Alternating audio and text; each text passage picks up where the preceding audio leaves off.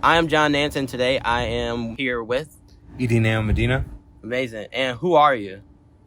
Oh, man, I'm just a guy painting walls. Word? Yeah. And is that all it is? Yeah, man. I mean, it's painting walls, but it's reaching people who don't get connected that much and trying to bring them along for the ride. What would you say, what is your passion? What do you truly love to do? You know, painting's part of it, but I think there's more than that. It's like mixing painting with activism, with just engagement of our community. Yeah. You know, I think what I draw energy from is like people coming by, hanging out, and just seeing the work and then participating even. I like to put people of the community in my work, literally the subject matter. And I feel like when they come by and see it, or you know, just feel like they're included for once, that's the stuff that fills me up. Where did this passion start? Where did it stem from? I mean, I've been into art, like doodles, since I was a kid, you know, like comic books, the classics. But really, it was in college I did this project with the John Michael Art Center where I just went out and painted under some street artists that got flown in, and I noticed immediately like the connection to the community and how our community back home in Sheboygan came out to support them. And I knew right then, I was like, that's what I want to do. It's wild to like see what you've done. Like even since I've met you, and I feel like the shit's only going to get bigger and better.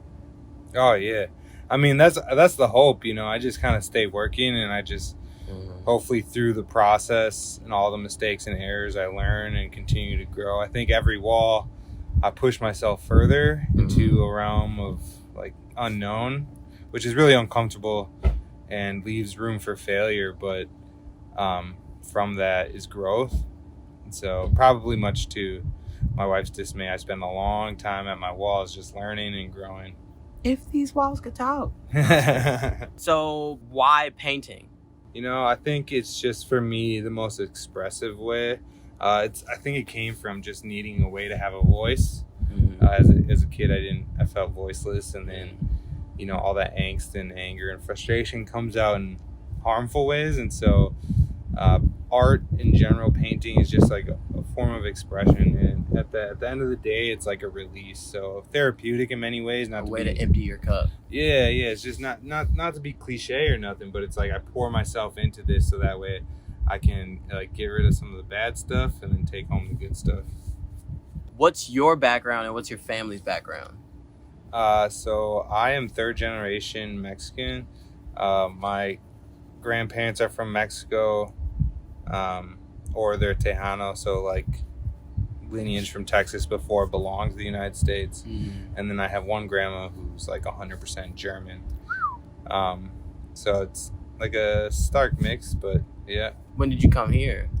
I've been in the Valley since 2015. I graduated college. Well, I guess technically I've been in the Valley since like 2010 with Oshkosh there. That's where I went to college, and then I moved up here to the Fox Cities like 2015, and then moved out to Kaukauna. But yeah, been moving around these areas for almost 10 years now. What would you say your biggest struggle is right now? Right now, this curly hair I'm trying to paint. But no, time management, honestly. You know, it's like I have 2 jobs, especially in the summer, and so it's when you're working 70, 80 hours a week and got a family. You know, it's just difficult life balance. I'm trying to be better at it this year. But, you know, that's probably the biggest struggle. And it is every year. And every year I seem to learn and dial it in a little more, giving myself the time to do projects instead of trying to do it in a week. Yeah. You know, because that's number one, exhausts my body in the summer heat. But time management, that's not enough time in the day, you know, and once you use it, it's gone. There's can't earn it back, can't do nothing. Time, most important commodity. What would you say brings you the most happiness right now? Ooh, that's my kids, man. That's my kids, my wife, my kid on the way. You know, it's just coming home after long days and watching them light up. Man, that's the little things. Yeah, definitely. And then just, you know, just seeing them inspired by what I do. You know, my daughter, she made me this little Father's Day card where the teachers must have been like, what is your dad's job, da-da-da. And my daughter wrote painting. which was pretty cool, you know. And she always walks around like, when I grow up, I'm gonna paint my own stuff. And it's just a cool outlook, you know, to give my kids that experience. Whether or not they're artists is one thing, but, you know, if they grow up to be artists or just have some type of creative influence, like, that'd be amazing. You're already giving them a point of reference or like an outlook of what they may want to do. Oh yeah, and you know, I just think about like, it's one thing to just be a painter, but like, if I could teach my kids to spray paint, they could be some badass spray painters by the time they're 18. Start a little company. Oh yeah, we just can travel as a group, you know. But man, even just like, that's just exposure that not every kid gets. Yeah, that is true. So if you could give anyone advice, whether it was younger self or a kid who's growing up just like you and wants to do the same thing, what would you tell them? There's something I say often that I live my life by. It has to do with resilience and mistakes that I've made. But it goes, fall down 7 times, stand up 8. And I just, you know, that's an important piece of life, especially if you are belonging to a marginalized community or somebody that's often oppressed or silenced. You know, barriers are in your way, and you're gonna fall down. You're gonna make mistakes. You're gonna be frustrated. You're gonna act out, and sometimes people are gonna push you down. You just got to get back up and keep moving, because otherwise the world's gonna keep you right where you're supposed to be, quote unquote. All right, and so it's like, it's really up to us.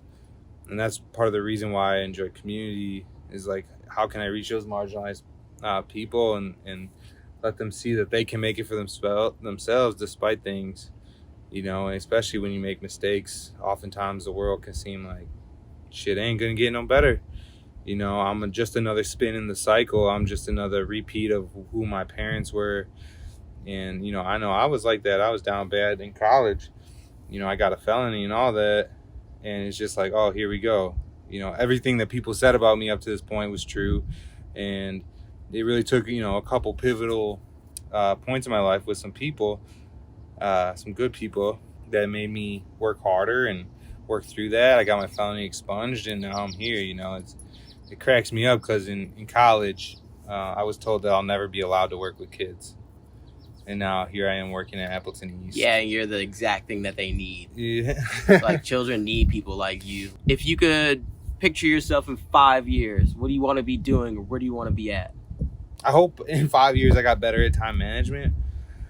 But I don't know that I want to be doing anything different, man. This is what I live for, you know. And like, if I could over time move the needle and make a difference in the community, like, that's what's important to me. So it's like about opening doors to dialogue, things that would not be discussed normally, you know, normalizing Black and brown beauty, things like that. Like, how do I get that conversation going with my work, with like the platform that I have?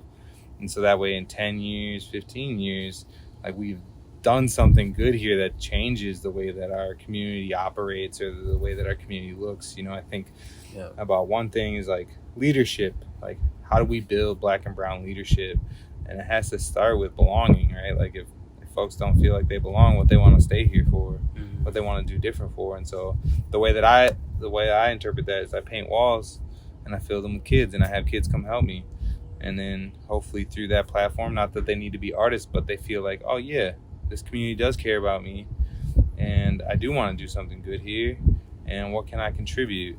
And they come back after wherever they went, and it continues to look a lot like me and you. Man, yeah, that was beautiful. I appreciate you for coming in and like just like sitting down talking to me.